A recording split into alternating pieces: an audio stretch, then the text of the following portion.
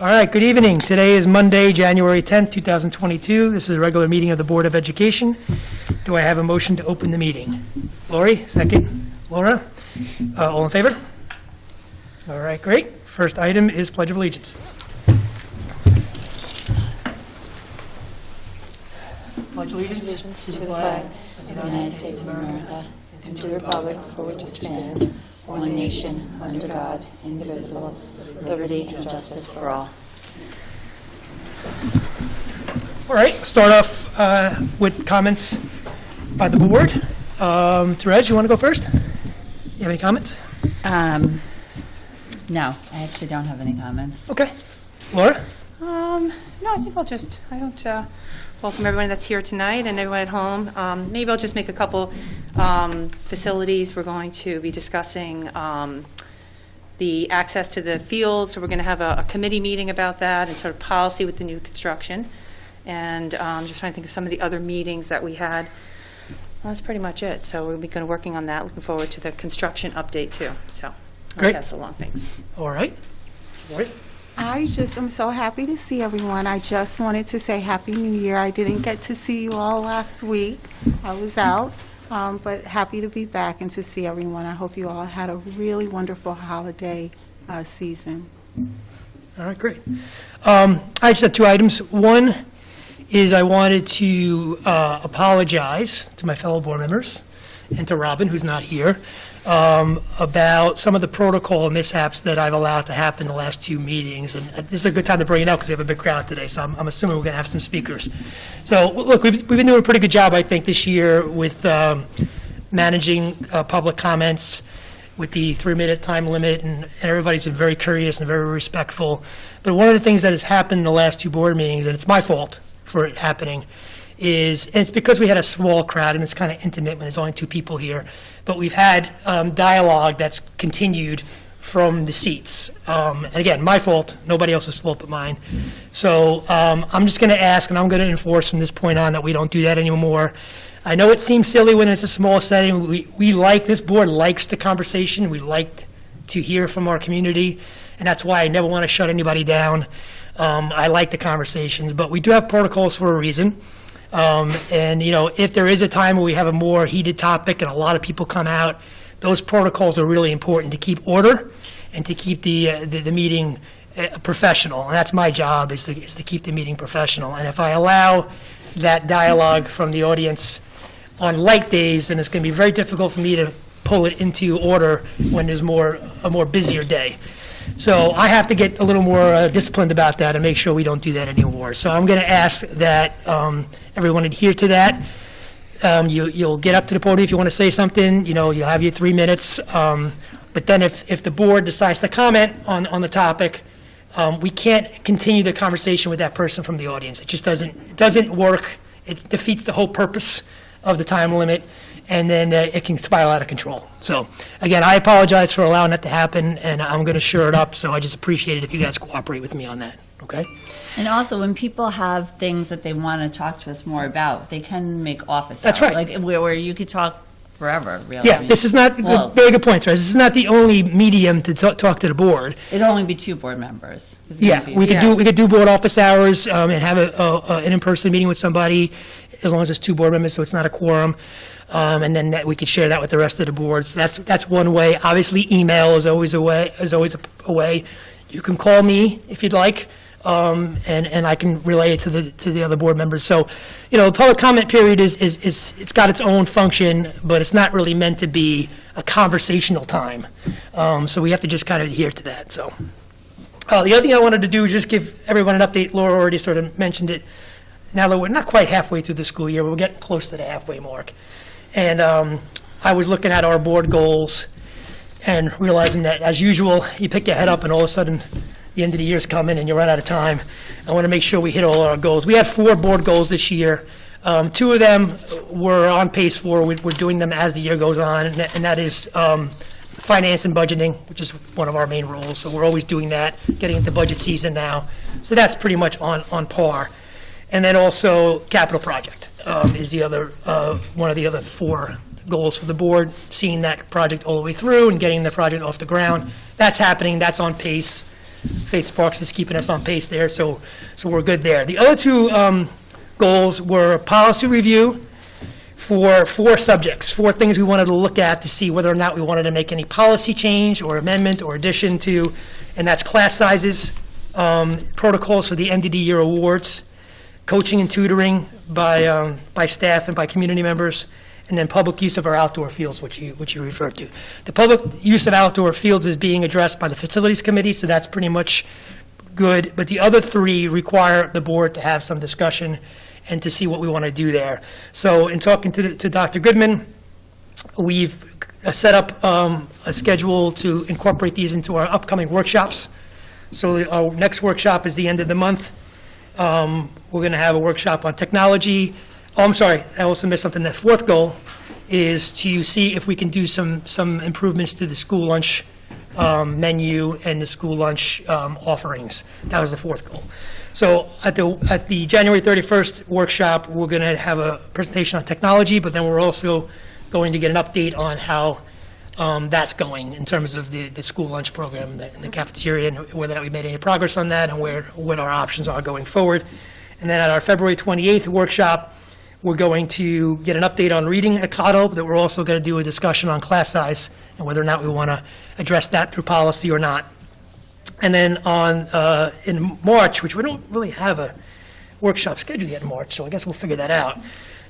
We're going to have a discussion about policy for the end of the year awards and policy on coaching and tutoring. Again, we're not saying we're going to do a policy. We want to have a conversation about these topics and decide whether or not it's appropriate to do some sort of policy change on those or not.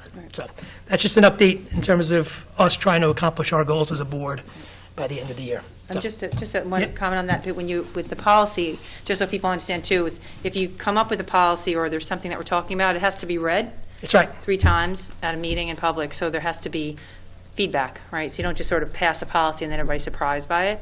So if we do decide, or if it's unanimous that we're going forward with it, it's still ample time for people to have comments or have Absolutely. things So to if say you're about it. interested in any of those topics, tune into Right. the workshops. We'll have an internal discussion. Dr. Goodman will bring whatever stakeholders are important to that discussion in.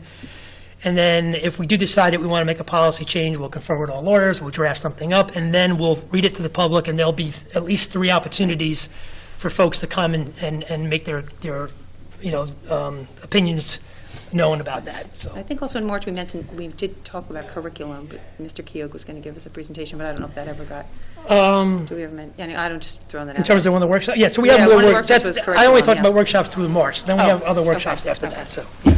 Okay. That's it, that's all I got. Dr. Goodman, do you have anything? Well, I'm going to first start with our student liaisons to the board, and then I will give my update, because we have 2 great students here tonight. So first, I want to introduce Papa Sana Farid. He is a senior at Tuckahoe High School. Papa presents himself as a role model to his peers through his academic achievement and participation in extracurricular activities. Papa's attention to detail stands out to teachers and students alike. Papa has a number of academic accomplishments that are really outstanding. First, his participation in 6 honors classes and 6 AP classes over the course of his high school career conveys his desire for a rigorous educational experience and an interest in intellectual growth.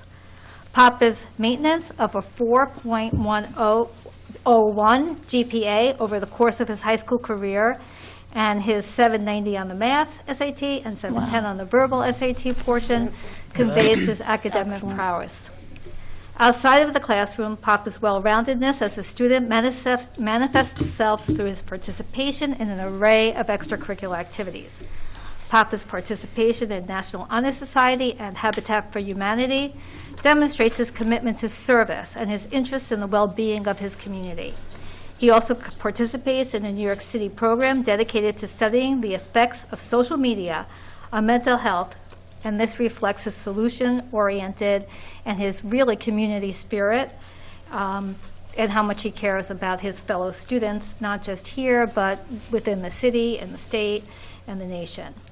In school, Papa is the vice president of the student government and has helped to devise fundraising ideas for homecoming and the winter concert.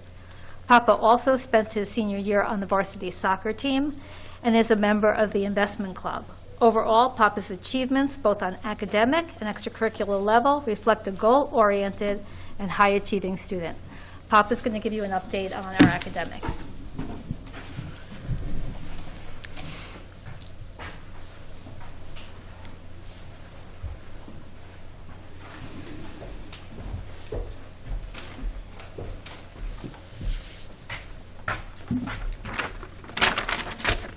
Good evening, everyone. My name is Papa Sanaa Fareed, and I'm a senior at Tuckahoe High School. Over the course of my time in the high school, I've participated in an array of school activities at the academic and extracurricular level.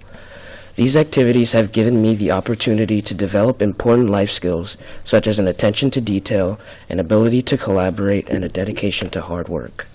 Through participation in Tuckahoe's rigorous academic coursework, I've been able to develop both as a student and as a person, culminating in me being a more goal-oriented and diligent working individual. Considering how my experiences with Tuckahoe's academics and clubs have improved my personal outlook, I'm eager to create an environment that allows others to do the same. Here's an update on Tuckahoe's current academics and clubs. First, the high school's Habitat for Humanity Club participated in a build in Tuckahoe where we helped install flooring for a World War II veteran that had experienced flooding due to Hurricane Ida. Next, we are starting a coding club for grades 9 through 12. The club will begin meeting on January 13th in room 263G at Cottle. As a senior, I'm looking forward to the alumni panel where former Tuckahoe High School students will provide useful information about the transition from high school to college. The alumni panel was rescheduled for March due to the postponement last week due to weather. Lastly, the PTA and guidance will be hosting a Finding Your Dream College event on Thursday, January 20th at 7:30. All 10th and 11th grade students are welcome. Thank you for your time. Thank you.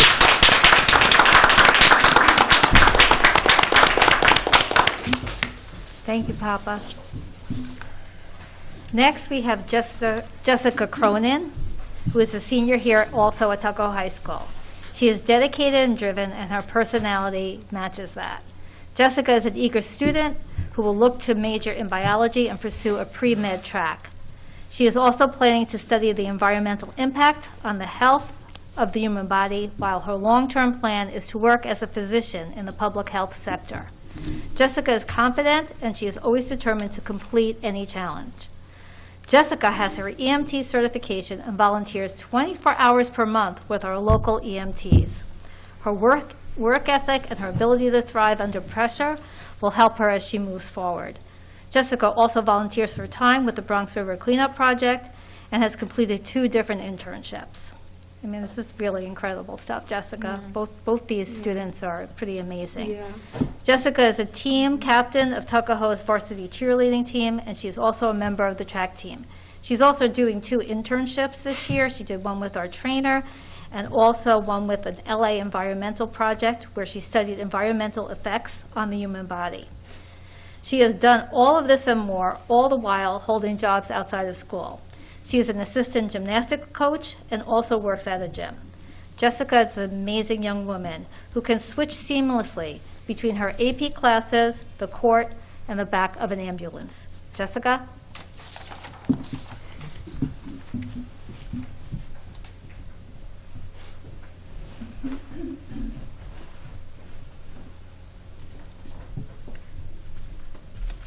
Hi, I'm Jessica, and I'm going to be giving an update about the athletics program. This past weekend, the Tuckahoe varsity cheer team placed second at the Eastchester competition. In 2 weeks, we will be also competing against New Rochelle High School at their competition as well.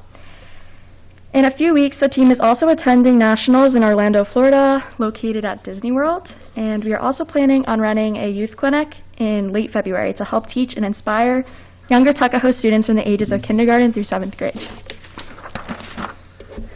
So I'm also going to be talking about girls and boys basketball. So the varsity boys basketball record is 2-3 with 15 games remaining as they enter the 2022 season. 10 of the remaining games are league games, and their goal is to compete and win a league and Class C sectional title. The girls basketball on Thursday night beat Woodland 72-58. The team is now 4-3 with a very successful start to their season. They are about to enter league play, and the season highlight so far is coming in second at the Eastchester Holiday Tournament. For the modified boys basketball, the record is 2-0, and then the modified girls basketball, the record is 1-1. And there's also boys bowling, which is currently 5-2. Thank you. Thank you.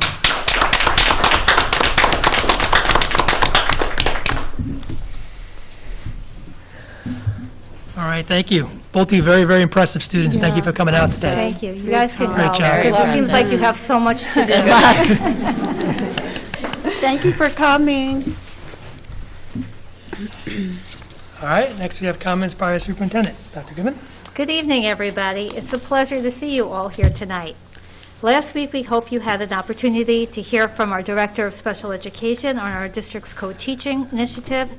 It was followed by a robust conversation with Dr. Sweeney, Mr. Keough, our board trustees, and myself. We are committed to our special education program.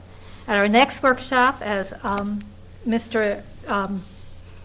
Pete, Casson, I was going to say Kilgallen, Mr. Casson There you go. said, is we will be having our next workshop and taking a deep dive into Tuckahoe technology. Last week, we navigated weather-related closures and delays. In my communication, I explained the protocols and procedures in place when a weather-related closure takes place. Behind the scenes, you should know all that there's a lot of analysis and collaboration in making the best decision for our students and for the safety of our community and staff. Again, Thursday, we were really taken by surprise, and I tried really hard to, when I got a handle on it, at least delay the second loop and coddle. The procedures we implemented on Friday were the result of a close collaboration with our teachers, and were based on our desire to provide as much instruction to our students as possible and to preserve the proposed calendar year as much as possible. We continue to reflect on the feedback we have received about these decisions, and we will be talking to the teachers and how we're going to do this moving forward. I emailed previously about the changes in health guidance. I know you all probably received that on Sunday night. As you know, the CDC amended the quarantine requirements and shorter isolation and quarantine period for all teachers and staff. I'm really excited to say, and I'm extremely hopeful, practically I'd say 98%, that I will be able to send out something by tomorrow, if not tonight, because New York State updated this guidance and sent it to all superintendents, that we will go to a 5-day quarantine for students who are contacts, and also for individuals who are infected with the virus. There's protocol around people who have vaccinations who do not have to quarantine for school activities. So the 5-day is really, really, I think, going to help us. We really want to keep our students in school. This Friday also marks the deadline for our Universal Pre-K program. I sent you all an alert. It's up on Facebook too. Please, please, please share it with any families you know who have four-year-olds. They have to be turning 4 before December 1st, 2022. So if you know anybody, please share my my email, on Tuckahoe Moms or wherever. Please let other people know. We did send a blast out, card out to all parents so that we tried to get people who may not be in the school community to tell them where to look for it on our website. Applications are available at tuckahoeschools.org/UPK. We have also sent information via the blast again on our website and shared on social media. We have a great partner in the Cornerstone Children's Center. It's really going very well this year, so we're very excited to expand it to next year. In the coming days, we'll be opening up the state's digital equity survey. While we are advertising it through email, we are also reaching out to families who have requested non-digital correspondence.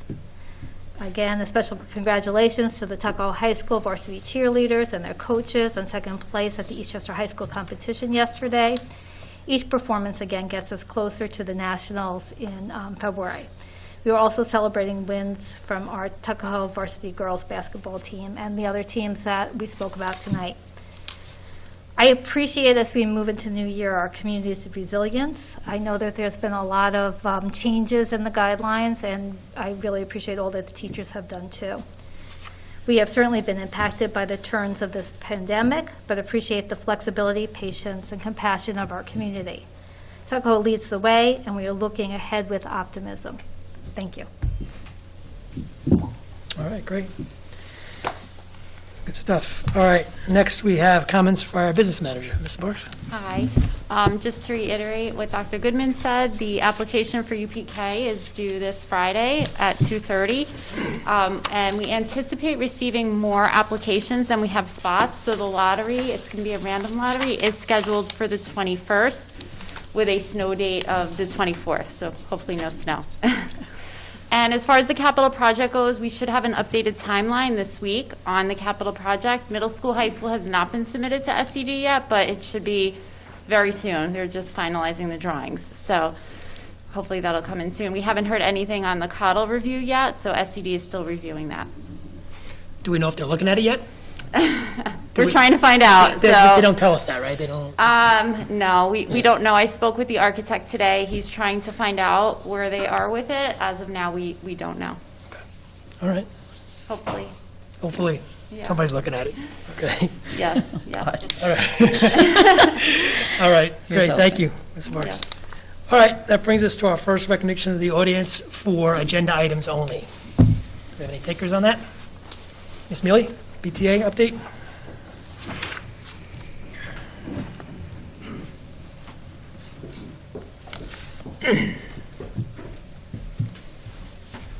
Hi, everybody. Happy New Year. I'm Susan Mealy. I'm the PTA president. I hope everybody enjoyed the break and got to relax a bit. I just want to give the PTA report. Our middle school and high school committees distributed treat bags to the students right before the holidays to give out a little bit of holiday cheer with candy and stuff. So that was a nice treat. And our high school committee has been busy with a bunch of things, actually. They also, as our student representative mentioned earlier, have a webinar planned for parents and students called Finding Your Dream College. And the presenter will be the editor-in-chief of the Princeton Review. That's scheduled for Thursday, January 20th at 7:30. And then also there is another webinar of interest being planned, not by the Tuckahoe PTA, but by the Westchester Putnam PTA, that I just want to pass along, called How to Read and Understand Your Child's IEP. That's going to take place on Monday, January 24th at 6:30, also on Zoom. So both of those I hope will be of interest to the community, and details about these can be found on the PTA's website, which is tuckahoepta.com, and also in our newsletter, which is coming out this Friday. And also other things are going on. January is probably the slowest month for us, but we're still cooking. The dance program is continuing. CODL yearbooks are available for ordering, so we want to encourage everybody to get their orders in, and also photos submitted for different events that can be captured in the candid sections. And there's an early bird discount for purchasing the CODL yearbook early, so we hope everybody will take advantage of that before the rate goes up. And also, I just want to give a shout out to you, Dr. Goodman, and the administrators for having to continually navigate difficult situations, not only the pandemic, but snow and hurricanes and all these other things in the absence of having a crystal ball. And, I don't envy you, but I do appreciate that you're staying with us, because some people might just get frustrated and leave, and please don't. I know that it's very difficult to make those decisions, but, and it's hard to please everybody, but I applaud you for your leadership, and I think I know the community joins me in their appreciation for all you do, and just want to say thank you. Thank you very much. Thank you, Ms. What Mealy. was the date on the webinar for the IEP? I think that's just a wonderful, wonderful opportunity for Yeah, a lot I of think it's a parents. So I just brilliant want to make offer. sure. What, you said Yeah, Thursday? I'll repeat that. It's Monday, January 24th at 6:30, Okay, and that's on Zoom. okay. Thank you. Yep. And you the can, other I'll share college those one? too. Yeah, okay. So you'll share college them, we can share those too. Okay, yeah, just to repeat, the college one is Thursday, January 20th at 7:30. Right. Finding Your Dream College. That's great, thank you so much. Great. Okay. Just one last call for any recognition of the audience for agenda items. No, nobody, right? Okay. All right. That moves us on to our consent agenda. Motion to approve consent agenda items 2 through 4. Motion, Therese. Second, Lori. Any discussion on these items? Nope. All in favor? Okay. Business of the board. Approve professional services. Resolved that the Board of Education at Tuckahoe Union Free School District hereby approves E2E Exchange LLC in the amount not to exceed $500 for professional services for the 2022-2023 school year. Do I have a motion? Therese, second. Lori, any discussion? This is for some consulting or some guidance on the Wi-Fi upgrade, right? This particular agreement is not for the Wi-Fi upgrade. It's for our data and transmission, our Wi-Fi services. This firm will help us apply for federal rate reimbursement called E-rate. Okay. And it's a significant amount of money. Right. It's about $10,000 that we Right. get for this. And they handle all the bidding with vendors and the paperwork to apply for this reimbursement. And then there'll be another one for the wireless Okay. project. So this is $500. Yeah, I saw that in for a this. minute, so Yeah. they're like a $3,000 or so request Yes, for later on? 'cause that's a Yeah. much bigger Yeah. project. Right, Yep. got it. Okay, very good. All in favor? All right. Approve tax certiorari. Resolved that in the matter of tax certiorari proceeding instituted by Compass One LLC affecting property located at 70 Marbledale Road, Town of Eastchester, and designated as Section 35, Block 2, Lots 1-E and 1-T. The Tuckahoe Board of Education hereby approves the proposed settlement and recommended by the Town of Eastchester, which will result in an estimated tax refund of $13,462.52. A motion? Laura, second. Therese, all in favor? Okay. And approve a side letter. Resolved that the Board of Education at Tuckahoe Union Free School District hereby approves the side letter of agreement dated January 10th, 2021 by and between the district and the CSEA, and authorizes the superintendent to execute the same. Do I have a motion? Laura, second. Therese. Any discussion? Did you want to make a comment about this? This is an extra money for our 2 nurses. Any of you who have been dealing with our nurses during the pandemic, I think that you understand it's been extremely stressful, especially because of the changing guidelines, as you all know, and also contact tracing and test to stay and all of that. So they really have, throughout the pandemic, been working, with me, I would say, and their principals, after school, in the evenings, on the weekends, all through the holidays. So it's a little stipend for each of them for $5,000 each. So that's what we hope that you'll approve tonight. And that, this is from the beginning of the school year? And Yes, throughout the yeah, school year? right. Right, like a bonus, okay. All in favor? Good, okay, great. And then lastly, we have personnel recommendations. Resolved that the Board of Education at Tuckahoe Union Free School District approves personnel action items A through D as outlined below. Do we have a motion? Therese, second. Laura, any discussion on the personnel action items? No? All in favor? All right. And that brings us, very light agenda tonight, that brings us to our second recognition of the audience for any items at all or any topics at all.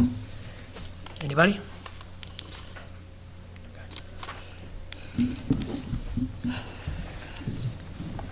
Just going to remind you to keep it to 3 minutes, please. Thank you. I'll make it shorter than 3. All right, perfect, even better. Good evening, everybody. Can you hear me? Yes. Okay, so Lisa Myers, 55 Lispinard Avenue. I would like to start by thanking the board and the administrative team through this whole pandemic to ensure our kids are in school as much as physically possible. You all know that I'm an educator for 22 years, and I've watched kids in my district in which I teach really truly suffer mentally throughout this entire pandemic when they are not in school. So I am very happy that Tuckahoe has put that at the forefront. Especially as schools around us right now went remote, I was very proud to say that Tuckahoe would not cave, would not go remote, and stayed with in-person instruction, so thank you.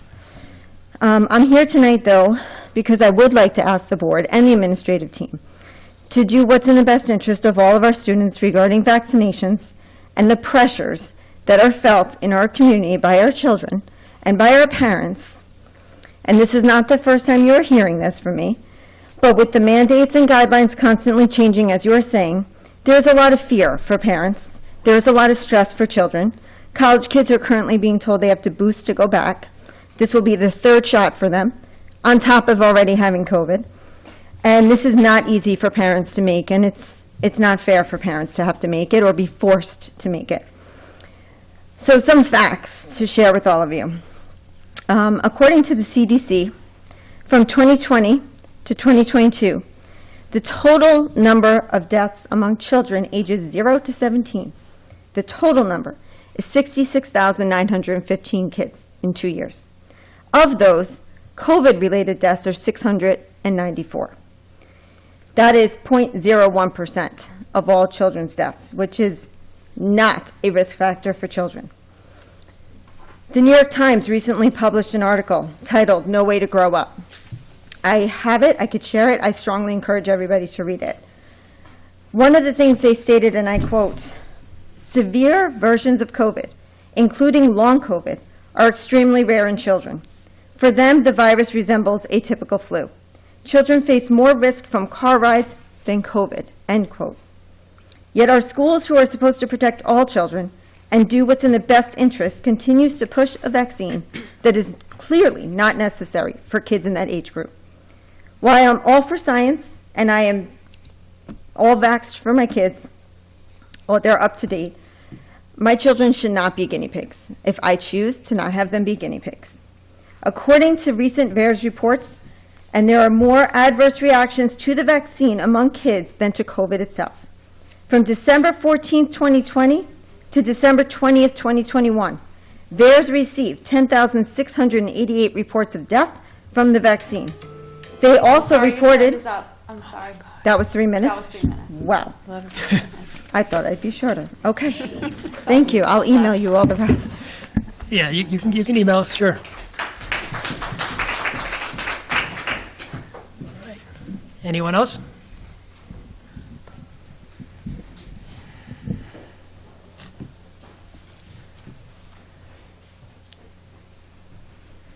I thought you were getting a call, Faith. No, I don't know how to fix it. I'm sorry. It sounded like you were getting a call. It's going to happen again. No, I'm only kidding. Thank you. My name is Matt Mariani. I'm 3 Westview, Tuckahoe.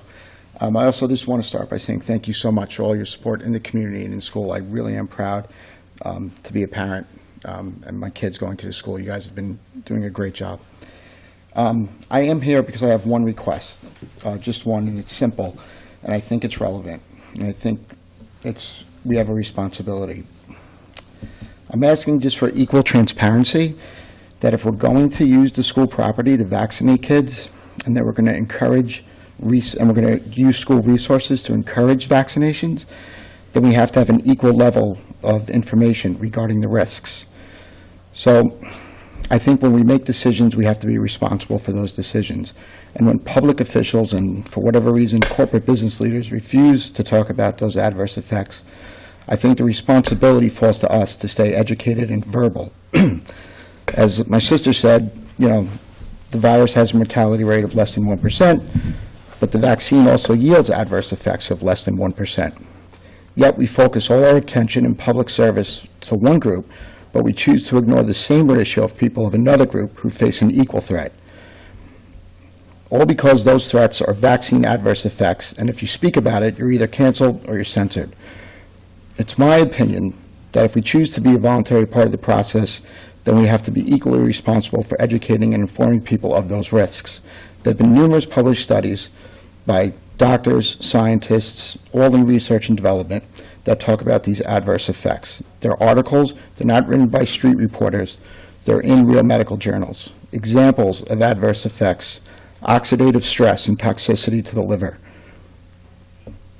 cytotoxicity in vitro, pancreatitis from the mRNA technology, autoimmune disease from PDCs from mRNA, myocarditis, pericarditis, myositis, paralysis, loss of vision, and blood clots.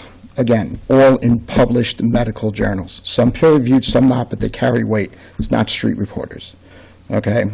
As I was trained, and I think we all have to follow this, especially if we're going to participate in things like vaccination clinics, first, do no harm. Always. We have to make these published studies recognized from these journals available to every parent in the district and everyone who's getting a vaccine on school property. I think we've allowed a promising technology to be turned into a political football against ourselves for a virus that has a mortality rate of less than 1%. We've forfeited logic, faith, transparency, and debate, and we've traded in for fear politics, mandates, and censorship. I think we have the power to inform, and I think we should inform. I'm just asking that we do that. Thank you. Thank you.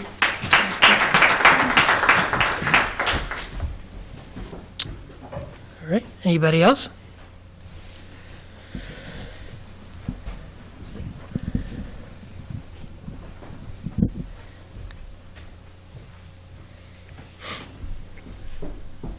I won't start my time yet, but I do want to thank you guys. And I do need about 30 seconds more. If you have to cut me, but I timed it a couple of times today, so. I'm going to start.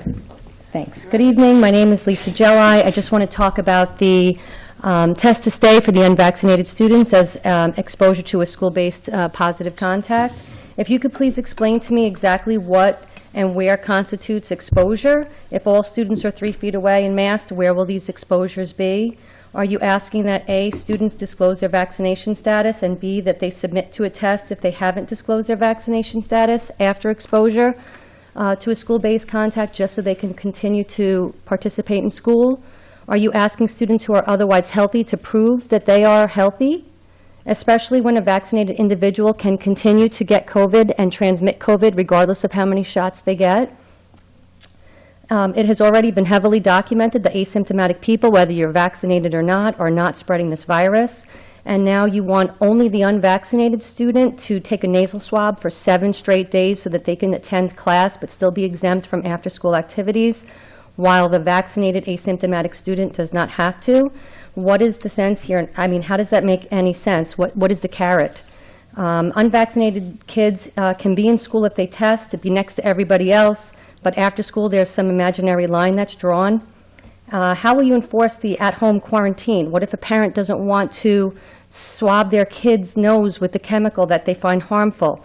Will there be a remote plan? I find this to be a double standard. It's a nonsense, it's unacceptable, and the separating of our children yet again in the school setting should stop. If you can't see how wrong it is, I can propose an alternative that I find ridiculous, but nonetheless hypothetical. So let's just discuss the voluntary testing program. I can only imagine there's a small fraction of people in the school who are willing to take part of this, and for the hypothetical record, I don't give my consent for my children to be anywhere near any of these children whose families have opted to participate in this program. I recognize that it's their option, it's their personal choice, but it may have a direct negative impact on my children's education and whether they can stay in school or not. Therefore, I'm asking for you to ensure that these students who are participating are seated together, grouped together at gym, lunch, recess, and kept away from my children, as well as from those other students who don't want their children's education to be infringed upon. How ridiculous does this sound? Yet, you're essentially compelling every student to participate in this program because of the few who want to participate in this ridiculous voluntary testing program, which just keeps our children hostage. How relevant are case numbers in children? It's a blip in terms of severe illness and death rates. I don't want to hear any numbers that are speaking about adults. Children only, who I'm speaking of, and only in Tuckahoe. Children don't get sick from this to any alarming level. Stop focusing on them. Stop pushing vaccines on healthy children. Let's start having conversations surrounding natural immunity. If you want to be a progressive and forward-thinking district, please start compiling a list of students and faculty with natural immunity. This is my last 2 paragraphs, if I can continue. The current vaccine is mismatched for this current circulating virus. Ms. Fly, I can't let you go on, I'm sorry. No problem. But if you could email that to us, we're happy to look at it. I can. I have to just be consistent for everybody, I'm sorry. And maybe we can have a Q&A or something else, because we don't have an option to go back and forth. It really would be welcomed. But thank you guys again. I do appreciate you. Okay, thank you, Ms. Joy. Can I speak a little bit about test to stay? Yeah, go ahead. So that people understand it? So first of all, Wait, do you want to wait till all the comments are over Okay, first? wait till all Let's wait till all the comments. comments are over Okay, first, go yeah. This way we can do it, we'll just address it all at Just once. because she asked some questions.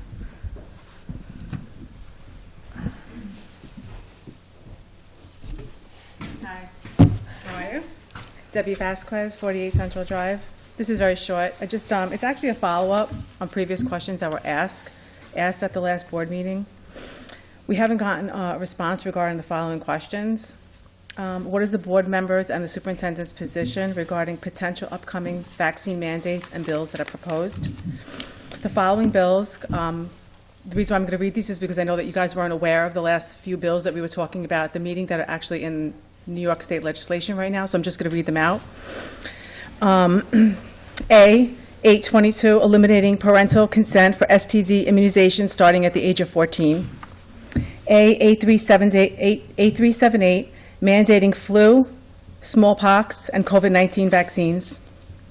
A, 8398, eliminating religious exemptions for immunizations. And S, 3041, eliminating parental consent at 14 for immunizations required by law, which reads a little sketchy. It sounds to me in the bill that it's all the vaccines. So I printed out all the bills. I would like to give them to Peter, because I know he wasn't familiar with them. Also, do you support a parent's choice regarding the mandates? We obviously know some of these bills will not get passed into law, but if they're mandating them, we would like to know where you stand on the mandates for any of these bills regarding our school children. How do we off-ramp these masks on our kids? It's been a long time. It's going on almost 3 years now. And why is our school being used as a vaccine hub? Will you have a sit-down with the questions and answers with parents, because our time here is limited to 3 minutes, and there is obviously not enough time for full discussion of topics and concern. Also, I would like to just add that, what Peter had touched on earlier was that there was some dialogue in the last meetings back and forth, and we've had responses. So in any meeting or sit-down of a question answer or any dialogue with a meeting here, I would like to ask that we focus on Tuckahoe. We've had people come up here talk about Europe. We've had people talk about other states and around the world, and we need to really focus on Tuckahoe and children, and not hospitalizations between adults in other parts of the world or other parts of the country. We need to keep focusing on Tuckahoe. And that's it. Thank you. Thank you.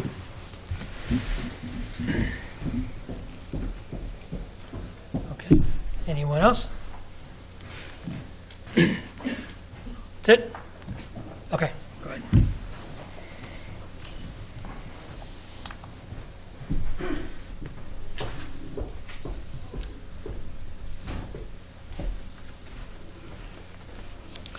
Hi, my name is Leah Vandaloo, 14 Deerfield Avenue. I've never addressed the board before, so excuse me if I sound a little nervous. I was compelled to come to this meeting this month and speak after a few things I've noticed the last probably 6 months, starting with the summer when the parents were sent a survey that had a lot of strange questions, in my opinion, and I don't remember the details at this point, but I know that in the comments I simply said, I want the school to follow the guidance of public health officials, and I want the school to focus on educating our students. I understand that the board and our administration has been in a very difficult situation for the past 2 years, and like all the parents have said, I should have started with thank you for everything you've done for prioritizing our students' health, but prioritizing in-person learning. It's, we're so lucky to be here, and so I very much appreciate that. But I don't think Tuckahoe is alone in this, that I think there is too much distraction in school board meetings focusing on things that are out of your control, right? I mean, we can lobby our elected officials, we can do as much research as we want, but just like I didn't care your opinion, your personal opinion on the vaccines that my children were required to have when they entered kindergarten, I don't personally care what your personal opinion is on this COVID vaccine. First of all, it is far from being close to being mandated for schools, and I think everyone has a right to speak up, and I respect different opinions, but it's a distraction from the job that you were all elected to do. So I think that I am speaking for many people that, frankly, we're all busy. Most of us are, we're busy parents, busy working people. Not everyone can tune in, not everyone can come, but I think that there are a lot of people in this community, there are a lot of different points of view, and they're all valid, but there's a lot of people that just want you to focus on running the school and let the state and the CDC and trusted health officials guide us on what to do. Granted, I know that there have been times where you have not been given ample guidance and you have been left to figure things out yourselves. But you're doing an amazing job, and I just wanted to speak for, I think, a lot of people that feel similarly to me but don't take the time to speak up for whatever reason, to say, focus on your job. I don't want you to start lobbying Albany. I don't want you to start doing research that you think the CDC isn't paying attention to. I want you to focus on educating our students, which I think you do a wonderful job of. Thank you. Thank you.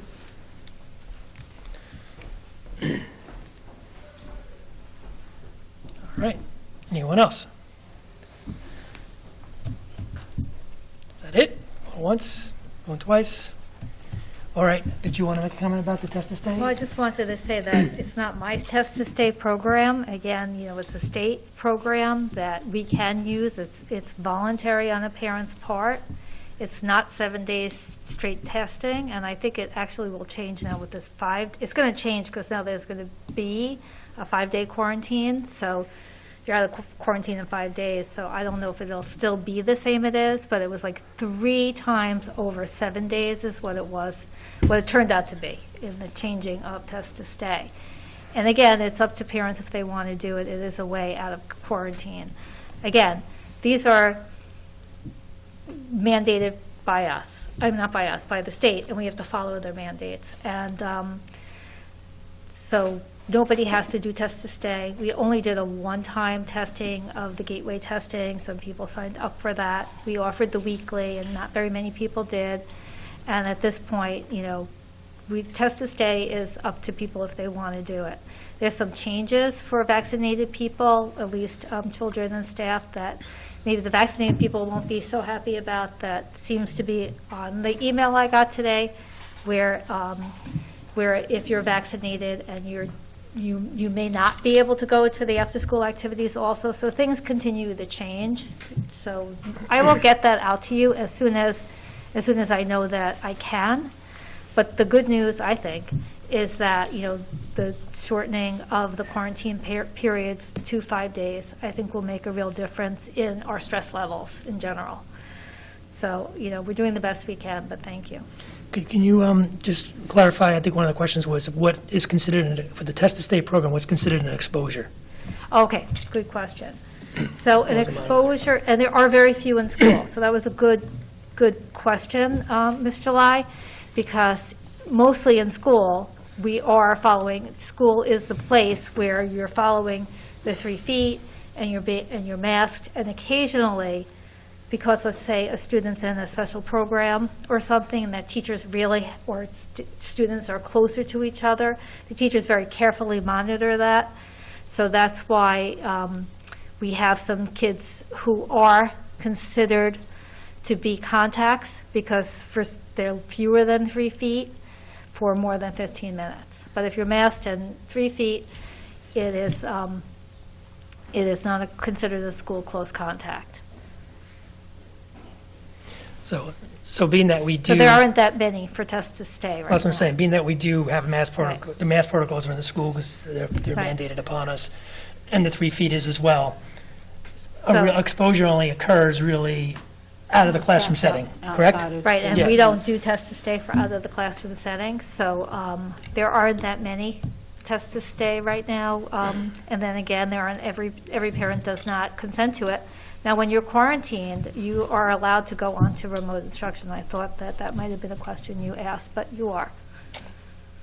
We offer remote instruction to all students who are quarantined, or if you have the virus and you're sick, you're home for the virus, we also offer remote instruction. Every school doesn't do that, but we do that here. Okay. Which I have to say, I appreciate all of the acknowledgement of how hard we've worked as a board to keep our kids in school. That has really been our primary focus, regardless of where you stand on vaccination or not. And I also appreciate our teachers for being willing to continue to come in and do the hard work that they do every day. If you look around the country, I know you don't want to look around the country, but I do think that we should in cases like this. We're looking at Chicago, where they're now on the 4th day of their students being out because their teachers refuse to come in unless certain things are in place. That's not Tuckahoe. We really have essentially never shut down. Our kids from day one have been involved in education every day, albeit not the best, who likes being on remote. But we've done our best, and I just commend our superintendent and our teachers and our administrators and our paraprofessionals. It takes a lot to do this. Our nurses, everyone for all that they have done, and I appreciate that. And as a mom who, the whole family, don't know how we got it, but we did in the Gerald home. We all had it. I just got tested today. I'm negative finally. And my daughter being so upset that she had to be out 10 days on remote learning. She really wanted to be in school. And so that's a testimony to how well we do as a district in educating our students. The fact that she wanted to be in school. I can remember in my day, I was like, out of school? Yes, and they're like, no, I want to go to school, So that says a lot, I think, to the kind of staff and lovers of the children that we have here. And I'm here to focus on making sure that we have a quality education for our students. And so I thank you for making the remote an option for the kids while they're out, if they have to be out, and making just availing the best possible situation that we can have for all of our students. So thank you for all those parents who came up today. I thought your questions were great. And that's it. Yeah, great comments, and we appreciate the comments. A lot to unpack in a lot of those comments that were said. I don't even know if it's really appropriate to even have a discussion right now about it, because, look, at the end of the day, I'll just say this. At the end of the day, I'll reiterate what's been said already. Our goal as a board and working with the superintendent is to do everything we can to keep kids in school.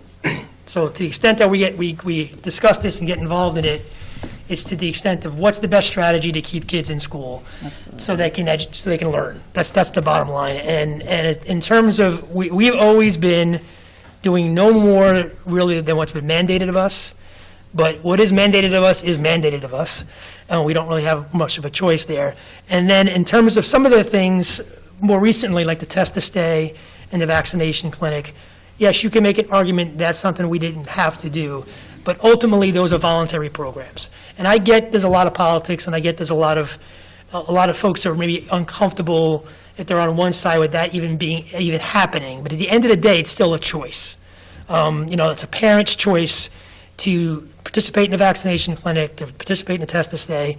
So I know we all have different opinions about it, but I think choice is good.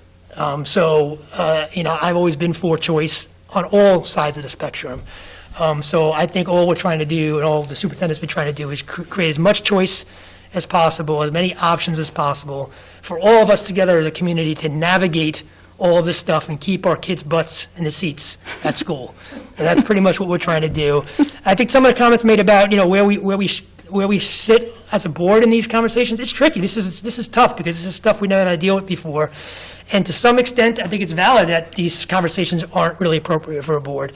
Sometimes, but in some respects they are, because as it affects education and as it affects the ability to keep kids in school, it is sort of our purview. So it's a dicey situation in terms of when it's appropriate for us to have a discussion about it or talk about it. The legislation, we're not a legislative body. Yeah, I guess as a board, we could advocate against a law or so. That's not really a typical role of a Board of Education. My advice would be, you as a constituent should advocate, and you should call your representative, and you should advocate, write letters and things of that nature. I mean, I think if we felt collectively as a board, there was a piece of legislation that was really, really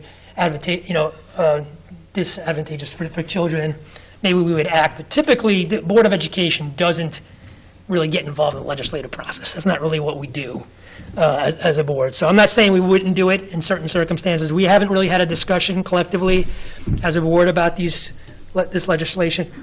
So I don't really know if it's really appropriate for us to even talk about that right now. I don't think we're prepared to do that. But anyway, we're trying to navigate this thing. We are trying to stay in our lane. But this stuff is gray in terms of how it affects education. So that's where it's a little difficult to navigate. But again, I think everything that we've done that's beyond mandated, well, I know, everything that we've done that's beyond what's mandated is choice. And again, you may not be comfortable or like a choice, but it's still your choice. So I think all in all, it's been as good as we can make it. I think it's about everybody, right? Yeah. So it's about giving everybody a choice and giving everybody options that they can choose what they want to do with and for their kids, and educating them. And nobody's getting vaccinated without getting educated, because you have to consent for that. But the one thing I did want to say was, I do work in healthcare, as everybody knows, and the mental toll that this has taken on our kids, our rates of eating disorders, suicide attempts are up almost double from where they were. And to me, when we talk about this pandemic doesn't affect kids, I would argue it very much does. And I think the mental health aspect of this is huge. It's been incredibly sad seeing it and seeing patients of mine completely deteriorate over time. So for me, I'm like actually quoting my mother, like, as you get older, things you would never say or do, but here you go, right? Commercial. So my mother would always say, you may not like your options, but you have a choice. And for me, the most important thing is that these kids come to school, they participate in sports, they're in clubs, they're seeing their friends and their peers. And to me, as a board member sitting here at this table, that is my goal. That will always be my goal, and to advocate for them, to give them what they need, because I think what was lost through remote learning will never fully be realized or regained for many, many years to come. And so I feel like we are successful if our kids are coming to school every day and participating in sports and clubs and doing as much as they can under these circumstances. Absolutely. So I want to thank you too, Dr. Goodman, because you have a hard job. And so do the nurses. I mean, I can't imagine, just knowing the way people treat my front staff when they're told to wear a mask coming in the office, I'm sure that the nurses get an earful. If they have to call and say, like, you're on call, you're exposed. Yeah. Could you imagine? No, it's tough. No, another job I would never want to have. Okay, I just want to thank everybody too, and let you know that we're listening to you. And the 5 days, I mean, I can't guarantee it right now, but I do think that that's going to make a big difference. And it shows that there is government starting to look at things differently with this Omicron virus in particular, because I think that is moving us. And again, I'm not a doctor, but I think that they're looking at it differently for kids. So I'm pretty sure, I just want to check my email so badly, that the 5 days will come in tomorrow or the next day. And also, people really do want to have more conversation back and forth. I mean, this is almost our third year. Yeah. I've never been to board hours. No, I don't know how much, well, you know what? I don't know, I feel like it's an Yeah, no, it's nobody ever utilizes No. it. So I feel like it's the most underutilized thing, and you can really have a conversation back and forth and bring things back. Like, it won't be with a camera on, it won't be with the 5 of us sitting, or 6 or 7, whoever's here. But, you know, that is an opportunity to really be heard and to have a back and forth conversation if you feel like your point's not being made or we're not hearing what you're saying during the comment time. Yeah. So I would encourage people to use it. Yeah, I don't know how much we've advertised it, or I know at the beginning, one of our goals was communication. I Yep. don't know if that was like a year or two That's ago. true, too. And part of that communication goal was to have things like the office hours, which was there before we got on the board. But another one was having, you know, town halls, which we did maybe Yeah. 2 or 3 years ago, and it was great. So something, I mean, So, obviously so things have changed. it was mentioned, somebody mentioned today about, maybe, I think you mentioned the town halls being that we can't have the back and forth. I'm not opposed to that, and, you know, my concern about that in this topic, and it was said by somebody else before, is a lot of this is not in our control. So I'm not sure what the benefit of folks getting fired up and going back and forth at each other, people get emotional, and that's okay, over 90% of which we really don't have any control of. So I'm not opposed to it. We could talk about it internally if we think it's worth doing, but I don't know in this case whether or not that we're going to get a whole lot out of it in terms of we don't have a lot of control. Right. No, I wasn't really thinking this particular, just one topic. I'm just thinking in general. There was lots of great questions that came from the community. Yeah. I just think in general, communication going forward, putting aside this topic. And while I appreciate people saying, you know, stay in your lane and, you know, education, which I've said, we've so distracted. It's so frustrating because we've had such great things. In fact, I don't know if people watched the last workshop. I mean, I've been in this district, you know, I've lived here almost 20 years, and literacy, hello, we finally have this great program going. So if you're interested in, you know, other things, we are doing other things, and they're really exciting. You know, so Your new special ed director is great. we have Wilson. So it was a great conversation, and it was exciting because that's one of the reasons why I did actually run for the board was looking at that looking for leadership in those areas just for our district. I mean, it's too late for some of my older kids, but I'm just saying we are doing things for education, and if you are interested in seeing that, come to the workshops too, or you know, and we'll have town halls maybe as things die down, and have people get involved. So for those of you that didn't get all your comments in, please email us your comments, because you know, we want to hear from you. Believe me, we want to hear. we really do. We're all ears. Yep. We just have to keep the protocols going, otherwise it gets out of control. So if you had more, just email it to us. We'll definitely read it. So, all right. Yeah, thank you. That it? Okay. All right. Thank you very much. Thank you all for coming out. Thank you. Have a motion to adjourn? Oh, Therese, second. Laura, all in favor? Cynthia's not here. Cynthia's not here, I know. She always wins the adjourn hand.